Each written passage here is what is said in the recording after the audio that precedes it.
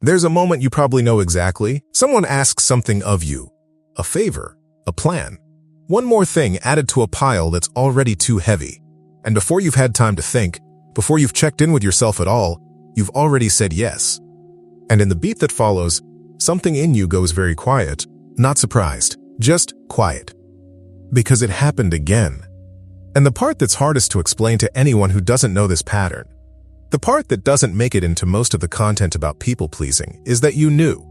You knew before the words left your mouth. Something in you registered the familiar weight of it, and you said yes anyway. Not because you're weak. Not because you haven't decided, seriously and genuinely, to be different. This video is about what is actually happening in that moment, and why the decision to change has never been enough to stop it. There's a specific kind of shame that belongs to people in this pattern. It isn't the shame of not knowing better. It's the shame of knowing and doing it anyway. The shame of someone who has read the books, tried the scripts, made the decision more than once, and is still sitting in their car after a conversation trying to figure out how it happened again. That particular weight, the meta-shame of the execution gap, is one of the least named experiences in this space, and it does something specific to a person over time. It builds a case, not a dramatic one. Not a conscious verdict delivered in a single moment. More like evidence that accumulates each yes that happened before you could stop it, added quietly to a file you didn't know you were keeping. And what that file says by the time most people find content like this is some version of, there is something wrong with me specifically. Not a pattern, not a history, a flaw in the self. So before anything else, before the explanation, before the reframe, before anything useful, it's worth asking, what if the case you've been building against yourself is based on a misunderstanding of what is actually happening? Not a generous misunderstanding. Not a kind reframe designed to make you feel better. A factual one. Because what is happening in that moment, in the half second before your yes, is not a failure of character. It is something much more specific than that. And specific things have specific explanations. There is a name for what your nervous system does in that moment. It's called the Fawn response. And if you've heard that term before and it didn't quite land, if it felt like useful vocabulary that didn't change anything, that's worth paying attention to, because the reason it didn't change anything is actually part of what this video is about.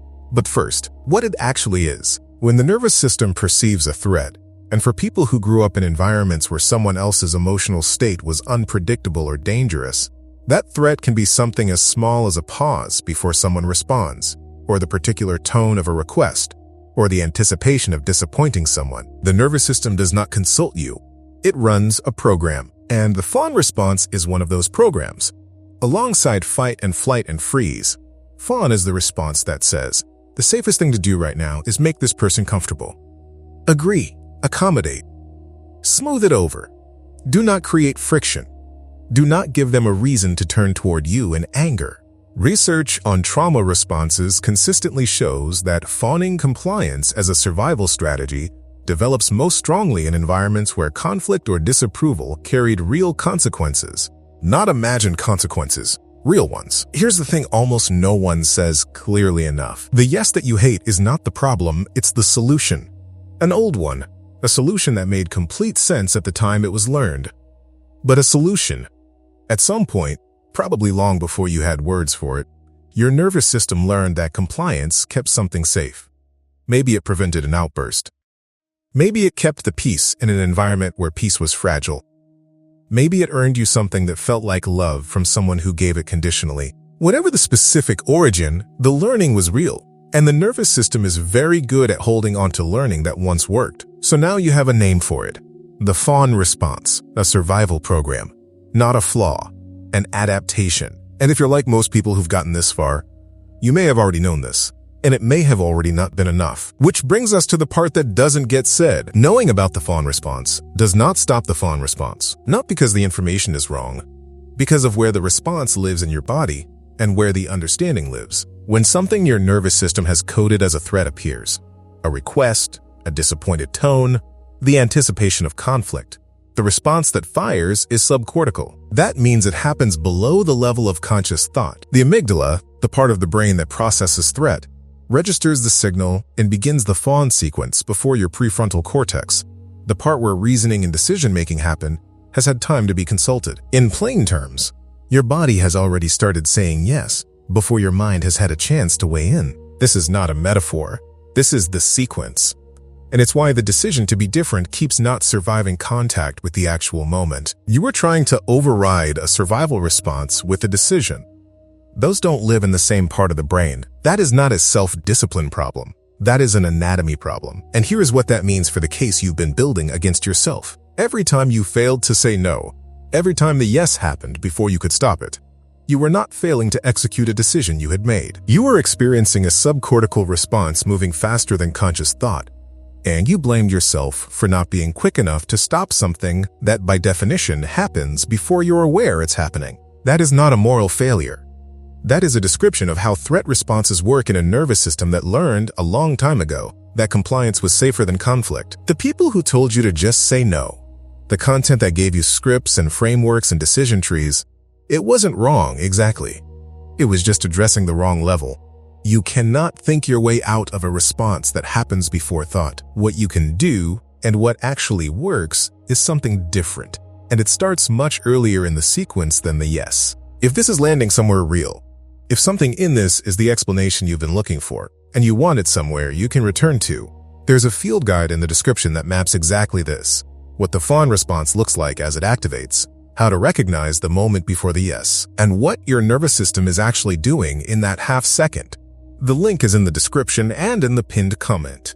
So if the yes can't be stopped by deciding to stop it, what is actually available to you? Something smaller than what you've been trying to do. And, it turns out, more useful. The working territory is not the yes. The working territory is what happened just before it. There is a moment, very brief, often physical, that precedes the automatic compliance. A kind of stillness. A slight tightening somewhere in the body. The specific quality of something inside you going very still before it folds.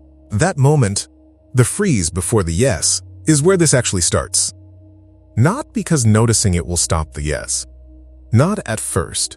But because the Fawn response, like all survival responses, runs most completely in the dark. When it operates below conscious awareness, it completes itself without interruption. When you begin to recognize it, not to stop it, just to recognize it, you create something that was not there before, a small gap, a moment of, oh, this is happening. That gap is not a cure.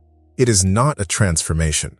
It doesn't feel like much from the inside, especially at first when the yes still comes out anyway. But it is the beginning of something that willpower never was, because willpower tries to stop the response at the moment of the yes, which, as you now know, is too late. Noticing works earlier, in the freeze, in the tightening, in the specific quality of something going still inside you.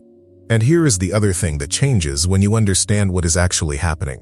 The evidence against you stops being evidence. Each yes that happened before you could stop it was not proof of weakness.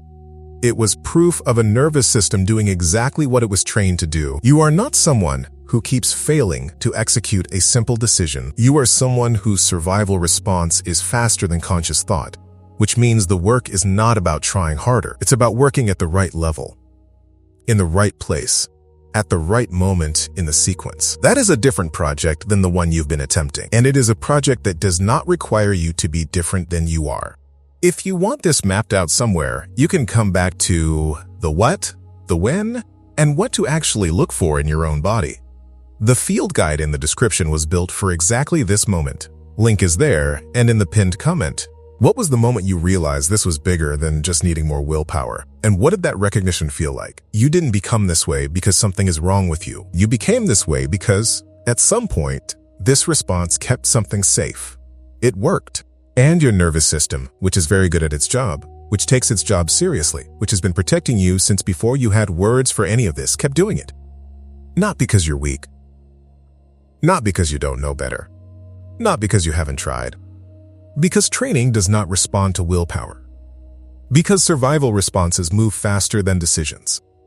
Because the version of you that learned to say yes before anyone could get upset was doing the only thing available to her at the time.